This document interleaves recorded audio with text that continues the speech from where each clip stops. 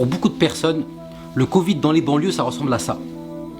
On a commencé à voir sur les réseaux sociaux des images dans certaines banlieues. Par exemple, à Nogent-sur-Oise, ça fait 2 jours successifs qu'il y a des gens qui sont nombreux, en particulier des Africains, et qui font des barbecues.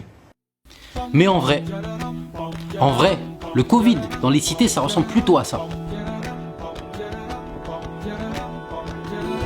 Au revoir Madame Verdi. Au revoir.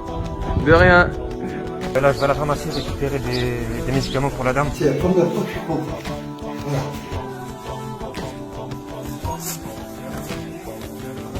Ça, c'est la tombe.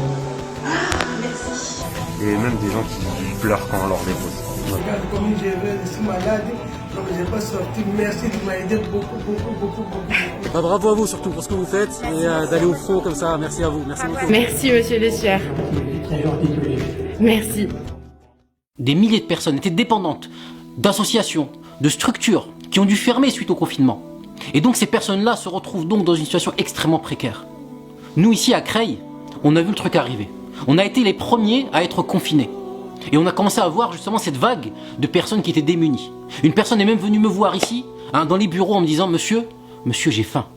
Monsieur, j'ai des enfants, je n'ai rien à leur donner à manger pour ce soir. » Et c'est pour subvenir à leurs besoins que l'on a mis en place une action ici à Creil, maintenant depuis plusieurs semaines, pour leur venir en aide. On a développé une application. Un Uber de l'entraide, un Uber des bonnes actions. Comment ça se passe? Étape 1, une famille nous contacte en nous disant voilà, je n'ai pas de quoi me nourrir à cause du Covid. Étape 2, on a une équipe, une armée d'assistantes sociales qui vont se charger de rappeler ces personnes et de faire des évaluations téléphoniques. Elles vont voir si elles sont vraiment démunies, elles vont voir s'il n'y a pas d'autres solutions possibles dans leur ville et si effectivement leur situation est critique, là on fait les courses à leur place. Donc l'assistante sociale va rentrer la liste de courses, la met dans l'application et là, tous les bénévoles de la zone, tous reçoivent une notif sur leur téléphone, même pas 1 heure plus tard, le bénévole est déjà en train de faire les courses et même pas 1 heure plus tard, la famille reçoit les courses essentielles pour le mois. Et on a pu ainsi répondre à des centaines et des centaines de demandes. Maintenant, cette action s'est déployée dans toute la France. On a mis en place des partenariats avec plein d'associations à travers les grandes villes, Lille, Saint-Denis, Paris, Valence, etc. Maintenant, c'est des centaines de bénévoles qui tous les jours, 7 jours sur 7, agissent et apportent à ces personnes-là ce dont ils ont besoin. Et ces personnes-là qui agissent tous les jours, c'est qui? C'est des Mohamed, des Aïcha, des Nicolas, des Laetitia, des Aurélie, des Aïssatou.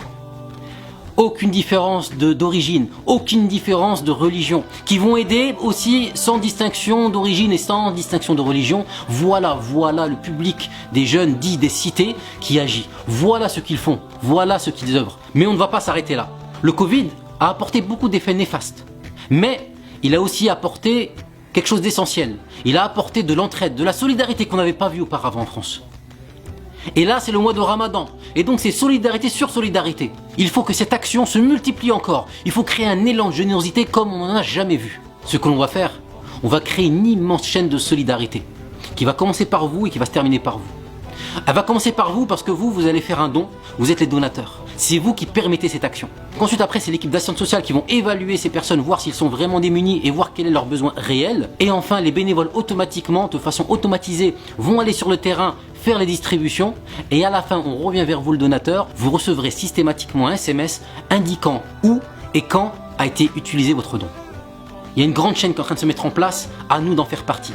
Que ce soit les bénévoles sur le terrain ou que ce soit le donateur, tout ça a son importance.